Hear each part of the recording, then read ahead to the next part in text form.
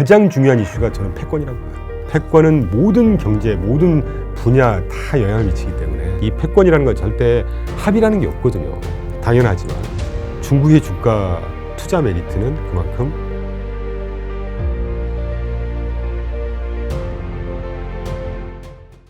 대표님과 계속 이제 미국 주식과 전반적인 이제 시장 주도주 흐름 좀 체크하고 있는데, 근데 이제 미국 주식을 볼 때 미국과 중국 간의 이 미중 분쟁도 좀 중요하게 체크해야 될 것 같아요. 가뜩이나 좀 대선 앞두고 있는 상황에서 요즘 들어서 더 중국에 대한 규제를 강화하는 듯한 느낌이거든요. 계속 그렇게 할 겁니다. 네, 이게 더 앞으로 심해질 것 같다는 생각이 중국이 확실히 꼬리를 내리거나 경제적으로 완전히 그냥 딱 주저앉을 때까지 계속 할 거예요.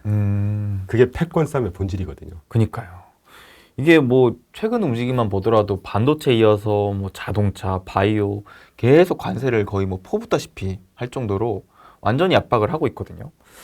그러면은 과거에 사실 2019년도 당시였나요? 그때는 이제 미중 간의 분쟁에 따라서 또 증시도 많이 좀 휘청휘청했었는데 그런 리스크를 최근에는 좀 그래도 생각할 필요는 없을까요? 저희는 그렇게 중요하게 보지 않고 있습니다. 왜 그러냐면 간단히 언급을 좀 드리면 2017년부터 그러니까 이 패권 싸움은 트럼프 정부 때부터 시작한 거예요. 그렇죠. 2017년부터 와이드하우스 그러니까 백악관 홈페이지에다가 아시아 태평양 전략이라는 보고서, 국방 보고서를 딱 올립니다. 그러니까 패턴이 그래요. 항상 어떤 전략을 짤 때 미국이 그렇게 하거든요.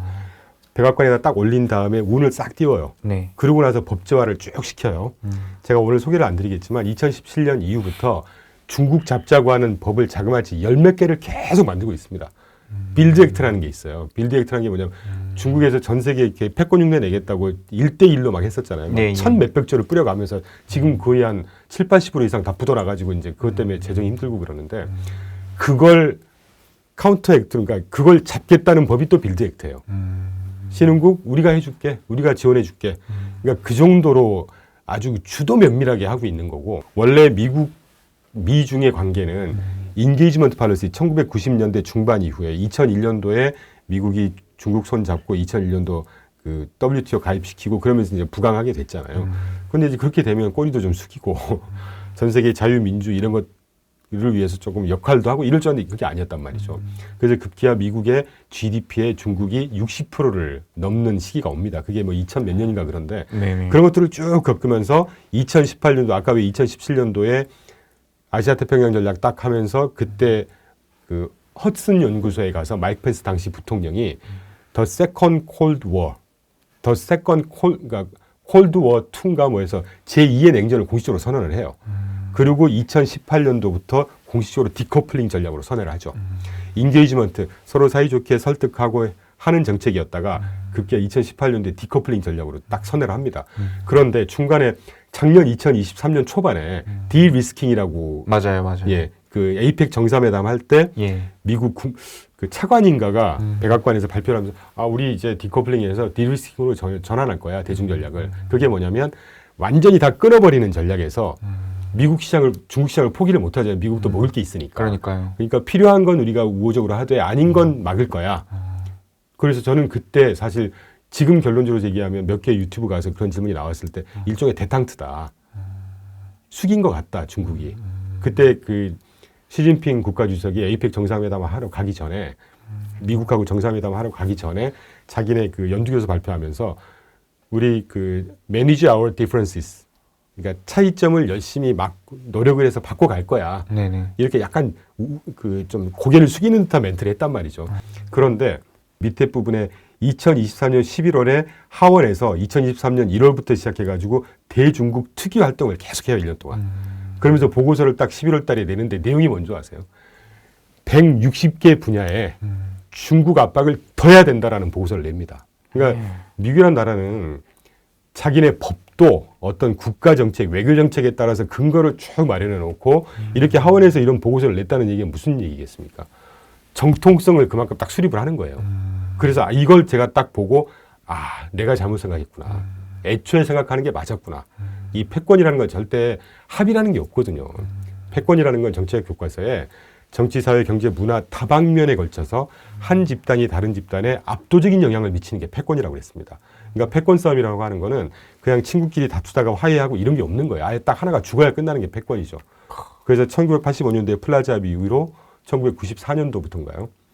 일본이 이제 1월에 30년을 부과했던 이게 그렇죠. 가장 최근에 우리가 예를 들 수 있는 패권 싸움이거든요. 그때 일본의 반도체 패권 싸움도 거기에 이미 있었습니다. 한번. 그러니까 그게 지금 재탕하는 거예요.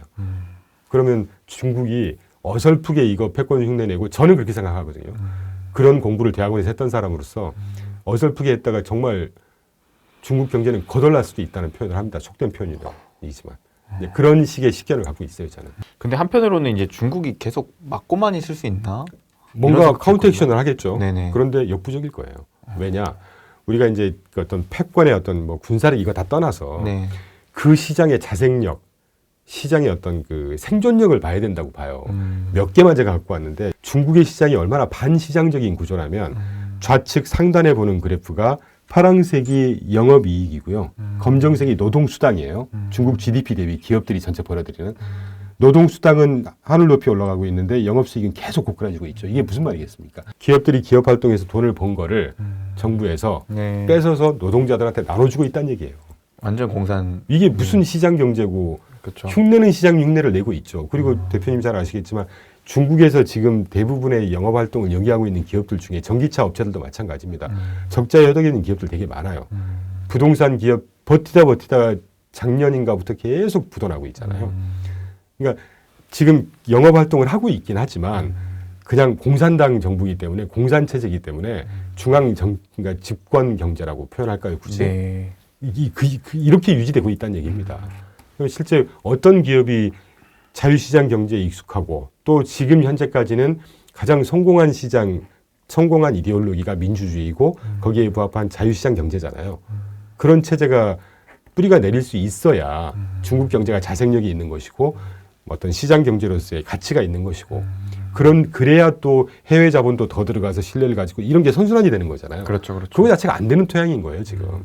그리고 실제 지금 중국의 경제 상황, 제조업 가동률 고꾸라지고 있죠. 자동차 업종 가동률 고꾸라지고 있죠. 버티다 계속 지금 터뜨리고 있습니다. 네. 그러면 경쟁력 자체가 게임이 안 되는 시장이다라는 생각을 하고 있죠. 그리고 실제로 중국 신용 불량자 수 지금 급증하고 있는 차트로만 그냥 그림으로만 참고하시고요.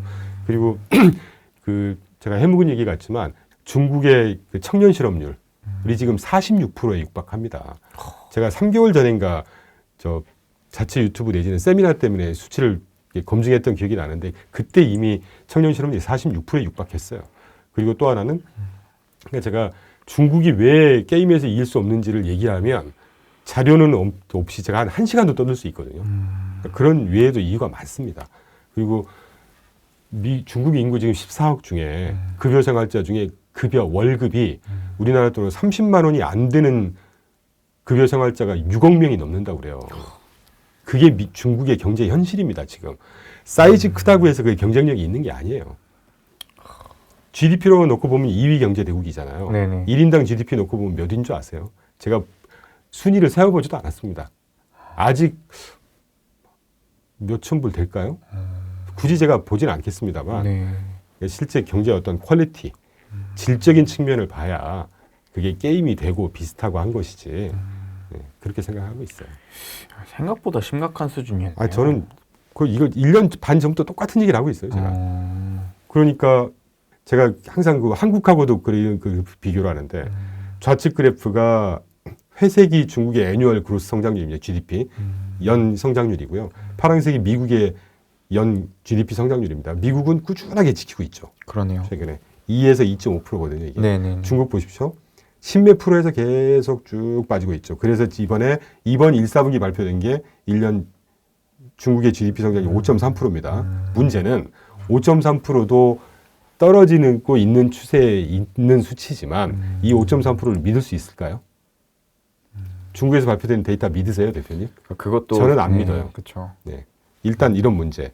똑같은 거예요. 경제가 계속 하락하고 있고 미국은 그 1년 1위 경제대국입니다. 그 1위 경제대국이 2%, 2.5%를 꾸준하게 유지하고 있다는 거는요. 그건 절대 쉬운 일이 아니에요.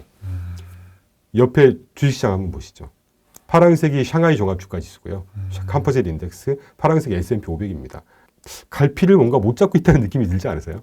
파란색 샹하이 종합주가지수 보시면 최근에 고꾸라지고 엄청 크네요. 변동성도 엄청 크고 이 변동성이 그러면 2000년 중반경에 그 스카이마케팅 했던 구간이 하나 있잖아요. 프랑스 샹하이 종합주기수가. 이게 경쟁력이 좋아져서 이렇게 떴을까요? 기업들이 돈을 많이 벌어서 떴을까? 또는 해외 투자가 어마어마하게 많아서 이렇게 떴을까? 유동성 때문이었겠죠. 그렇겠죠. 또는 정부 지원 때문이었겠죠. 정부 지원이 언제까지 계속될 수는 없다고 봐요, 저는. 그게 만약에 경제에 잘 선순환이 되고 경제의 부가가치를 계속 창출했으면 이 정도 상승했던 추세는 유지가 됐어야죠. 그게 정상적인 시장, 자본시장 경제 아니겠습니까? 스카이마케팅 했다가 완전히 고꾸라져 버리잖아요. 네네. 이게 허상이었다는 거예요. 사실 저는 이제 올해 들어서 그래도 중국이 작년까지 너무나 힘들었던 그런 경기가 그래도 올해는 좀 회복하는 움직임이 좀 나오고 있길래 이제 좀 맞던 것들에 이제 뭔가 반격하려고 하는 체력이 길러지고 있나? 좀 이렇게도 해석을 했는데 아직은 좀 무리가 있겠네요. 제가 조금 하나 부연 설명을 드리면 경기가 떴다는 것보다는 네네. 우리가 제가 매번 말씀드리지만 주식시장을 놓고 판단을 할 수가 있는 오류를 보면 안 되는 거예요. 지금 대표님 말 외람되지만 대표님 말씀하신 것 중에 하나도 주식이 최근에 떴어요. 연초에 조금 떴지 않습니까? 네네네. 주식이 뜨니까 경기가 성장했을 거라고 인식을 하셨을 거예요 아마. 실물 경제를 보시면 네네. 별로 안 좋아졌다니까요. 계속해서 안 좋아지고 있어요. 그러니까 실물 경기가 정말 중요하다는 말씀을 제가 이런 인터뷰 할 때마다 드리는 겁니다. 근데 우리나라 이제 수출 데이터도 봤을 때 중국 쪽으로도 대중국 많이 늘어나고 개선되고 예, 있던데 예, 예. 이거는 좀 어떻게 봐야 되는 건가요? 글쎄요. 뭐 경기라는 게 살짝 좋아지고 나빠지고 할 수 있는 거니까 그 일환으로 보고 있습니다. 저는. 근데 대표님 이게 제가 미중 분쟁을 좀 계속 주목하고 있는 이유가 아무래도 지금 계속 증시를 괴롭히고 있는 게 고물가지 않습니까? 그렇죠. 근데 이 미중 분쟁이 장기화가 돼버리면 고물가 현상도 계속 장기화될 그럴 가능성이 공산이 높다. 충분히 있죠. 예. 그러면은 이게 결국에는 또 시황 측면에 대해서도 장기적으로는 좀 안 좋게 흘러가지 않을까 네. 이런 생각도 들거든요. 충분히 가능성이 있다고 보는데 뭐 이거는 직관입니다. 그냥. 네네. 저는 과거 한 10년 전 대비를 하면 네. 중국이 전 세계 서플라이 체인에서 차지하는 비중이 많이 축소돼 있는 상황으로 가고 있다고 지금 생각을 하고 있고 실제 데이터들도 그런 데이터가 있고요. 네. 그러면 물론 중국이 전 세계 서플라이 체인에서 어느 정도 이제 제외가 되면 그동안에는 값싼 노동력을 가지고 값싼 제품을 전 세계에 뿌리면서 디플레이션 효과가 분명히 있었잖아요. 그럼 그게 이제 없어지니까 물가가 조금 뜰 거라는 건데 일견 맞습니다. 맞긴 하지만 적어도 미국의 국가별 수입 의존도를 한번 보십시오. 최근 6개월 무빙 에버리지로 본 거거든요. 중국이 빨간색이 계속 떨어지고 있죠. 급격히 떨어지고 있네요. 급격히 떨어지고 네. 있죠. 그리고 또 하나는 물가 상승, 추출 물가 상승률과 물가 상승률을 보면 멕시코하고 중국하고만 비교를 했을 때 중국의 수출 물가 상승률이 계속 빠지고 있죠. 네네. 이 말은 무슨 말일까요? 적어도 전 세계 서플라이 체인에서 점점 이제 제외가 되고 있는 겁니다. 그러니까 수출 물가가 싸지죠. 계속 진입을 해서 사는 사람이 많으면 수출 물가가 비싸질 거 아닙니까? 그렇죠. 뭐 여러 가지 이유가 있겠지만 이런 걸 우리가 미루어 짐작해 볼 수가 있다는 것이고 그 더 세크리테리엇이라는 인도의 싱크탱크예요. 인도가 요새 많이 회자가 되고 있죠. 인도 경기도 중요해지고. 그렇죠, 그렇죠. 참고로 여담이지만 아까 오후에도 저희 이제 주력 판매사에서 인도 포함하는 포트폴리오를 하나 새로 해보자 이렇게 해서 이제 하고 있는데 그 인도의 더 세크리테리엇이라는 경제 관련 정책을 펴는 싱크탱크에서 발표한 자료인데 공급망 균열, 그러니까 미국 주도의 전 세계 서플라이 체인 이제 디스럽션 된다고 하죠. 균열이 된다고 하잖아요. 거기에 따라서 국가별 득실을 한번 보십시오. 베트남과 인도는 계속해서 소폭이지만 증가를 하죠. 중국 2018년부터 2023년까지 오히려 왔다 갔다 하지만 추세적으로는 감소네요. 계속 증가는 아니죠. 네네. 그러니까 이런 것들 놓고 보면 실제 중국이 전 세계 서플라이 체인에서 이제 실제로 제외되고 있다는 얘기고 전 세계 소비 시장 제일 큰 시장이 사실 단일 국가로는 미국이잖아요. 그렇죠. 미국에서 중국이 차지하는 비중 자체를 보시죠. 거의 급격하게 빠지고 있죠. 이렇게 되면 중국이 과거에 디플레이션을 유발했던 이런 거에서 서플라이 체인이 빠지면서 물가를 다시 재상승시키지 않겠냐? 일견 있긴 할 겁니다. 그런데 적어도 중국이 서플라이 체인에서 제외되면서 오는 물가의 어떤 뭐 going up, 물가의 상승의 영향은 강도는 많이 빠지지 않을까. 실제로 2018년인가로 기억하는데 아까 우리가 왜 아시아 태평양 전략 얘기하면서 그러니까 미국이 얼마나 무서운 나라냐면요. 다시 그 얘기로 좀 돌아가서 2017년도에 미중 2의 냉전, 제2의 냉전 선언하고 아시아 태평양 전략 수립하면서 그 해인가 그 다음에 USMCA라는 걸 체결합니다. 그게 뭐냐면요. 중국 하나 가운데 놓고 미국이 뭐 나토, 쿼드, 오커스, 5i, IPEF, 칩4 CPTPP, USMC 이게 다 들어보셨잖아요. 이게 경제동맹, 안보동맹, 첩보동맹 다 맺어놓은 겁니다. 중국 하나 놓고 지금 전 세계 엘라이들하고 이 짓을 하고 있는 거예요. 숨이 턱턱 막히네요. 중국이 웬만해 살아남을 수 있겠어요? 그 중에 USMCA가 뭐냐면요. 2018년도 9월 30일 날 체결했습니다. 이게 미국하고 캐나다하고 멕시코가 첫자, 나라의 첫자 따서 US, 미국, M, 멕시코, CA, 캐나다가 공급망 협약을 맺습니다. 이게 무슨 말이겠어요? 중국에서, 그러니까 미국 사람들 정말 호락호락하게 보면 안 되는 게 거기 가서 뭐 이렇게 실업자들, 아니죠. 홈리스들 많고 뭐 문맹률 가장 높고 이러니까 막 미국을 형편없다 이렇게 해서 절대 그렇지 않아요. 엘리트들이 가장 타이트하게 끌어가는 나라가 미국이에요. 냉전 선언함과 동시에 그 다음에 캐나다, 멕시코가 뭐 하는 역할입니까? 미국에 가장 근접해서 생산 물품 그렇죠. 제공해주는 역할이에요. 그 협약을 맺은 거예요, 그 나라하고. 그러면 이게 전 세계 서플라이 체인에서 중국을 제외할 때 올 수 있는 공급의 쇼티지를 그때부터 이미 대안을 마련해 놓고 있다는 거죠. 네. 이런 좀 큰 그림을 말씀드렸는데 뿐만 아니라 동남아 쪽으로도 공급망 많이 재편하고 당연하죠. 그러니까 그런 뭐 인도 예를 들면 뭐 베트남은 말할 것도 없고요. 그런 것들만 보더라도 중국이 제외되면서 오는 어떤 뭐 인플레이션 효과, 리플레이션 효과는 생각보다 그렇게 크지 않지 않을까. 그리고 아까 보시더라도 수출 물가 자체가 폭락까지 아니면 계속 떨어지고 있잖아요. 그렇죠. 예. 그런 것들을 보시면 크게 뭐 걱정할 문제는 아니지 않을까 하는 생각을 하고 있습니다. 대신 뭐 자연스럽지만 당연하지만 중국의 주가 투자 메리트는 그만큼 힘들겠다. 네. 딱 자료만 보더라도 이 미국을 중심으로 한 탈중국화가 정말 뚜렷하게 보여지네요. 그러니까 결국은 다 패권 따라가는 거고요. 그러니까요. 네. 그래서 패권이 중요한 겁니다. 가장 큰 매크로 이슈 중에 저는 단연코 뭐 여러 가지 매크로 이슈 중에 가장 중요한 이슈가 저는 패권이라고 봐요. 패권은 모든 경제, 모든 분야 다 영향을 미치기 때문에. 그러니까 사실 지금의 이러한 시황, 경제 상황 모든 것들이 다 사실 어찌 보면은 미중 간의 패권 전쟁부터 시작된 거잖아요. 그렇죠. 아주 새로운 국면을 지금 만들고 있죠.